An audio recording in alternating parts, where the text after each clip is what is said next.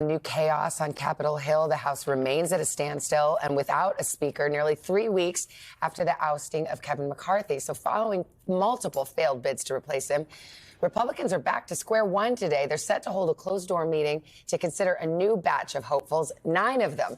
NBC's Capitol Hill correspondent Ryan Nobles is right here. So they were supposed to turn in their names. Raise your hand if you want to run. And they got 9 names yesterday. Walk us through it. Yeah, it's crazy, Savannah. One member of Congress told us that there isn't anyone who 5 people won't vote against. And that's the biggest problem that Republicans are dealing with right now. Of course, it comes after Ohio Congressman Jim Jordan failed to win the race for Speaker 3 different times on the House floor. The highest ranking Republican in this race right now is Tom Emmer of Minnesota.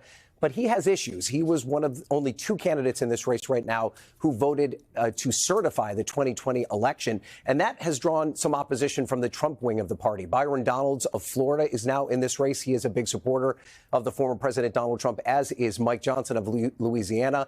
The other 6 candidates, we're talking about Jack Bergman of Michigan. He said that he'll only be a placeholder if he wins the job. Kevin Hern of Oklahoma, Dan Muser of Pennsylvania, Gary Palmer of Alabama, Austin Scott of Georgia, and the veteran lawmaker Pete Sessions of Texas. But it's still unclear if any of these 9 men have what it takes to get to 217 on the floor. Of course, if they can't do that, we will remain speakerless for the near future. Okay, so if they're going to have a meeting today, an internal meeting tonight, and then when might they vote again, go to the floor and try to get a speaker? Yeah, so they're all going to huddle behind closed doors yet again. It's worked so well up until this point, but they're going to try again. They're going to have a candidate forum, and then they'll have multiple rounds of voting, hoping that someone emerges as the candidate. That could go Tuesday morning is when the voting will take place. The hope is perhaps another vote on the floor as early as Tuesday afternoon, with then the hope that they can start to move some of this very critical legislation through Congress. We're talking about a budget showdown. The government shutdown is looming in November, and, of course, aid to Ukraine and Israel.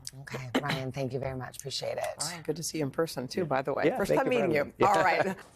Hey, thanks for watching. Don't miss the Today Show every weekday at 11 a.m. Eastern, 8 Pacific on our streaming channel, Today All Day. To watch, head to today.com/allday or click the link right here.